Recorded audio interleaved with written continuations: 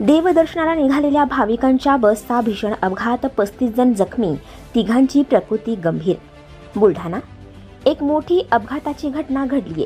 आंध्र प्रदेशच्या भाविकांची बस उभ्या ट्रकवर धडकली आणि 35 जण जखमी झाले आहेत.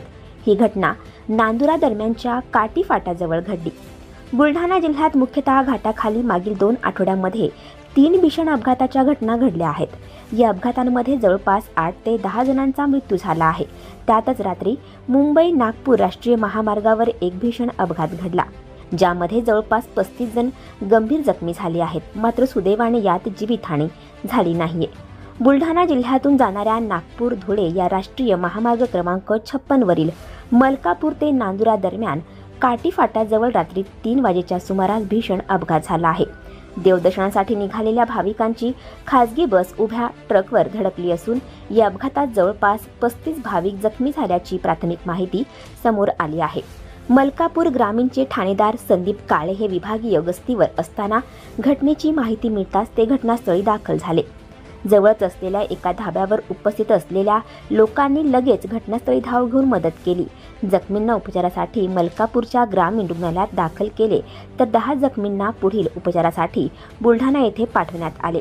हे भाविक आंध्र प्रदेश राज्यातील कडप्पा येथील असून ते नाशिक शिर्डीला देवदर्शनासाठी जात होते.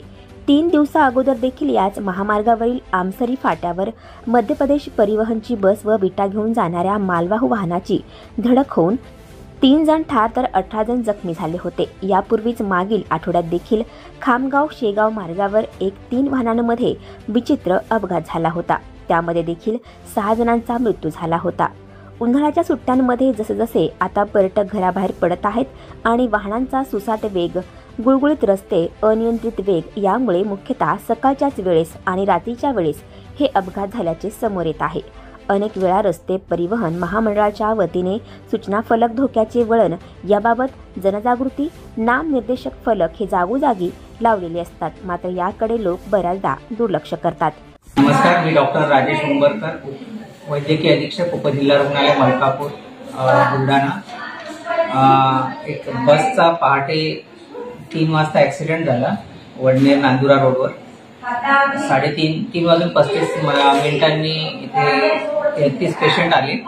त्याच्यातले 13 पेशंटला रेफर केलं, ज्यामध्ये 3 पेशंटला पायाला मार लागलेला होता आणि बॅकला पाठीला मार लागलेला होता. एकाचं पायाच्या खालच्या भागाला फ्रॅक्चर होतं उजव्या साईडला.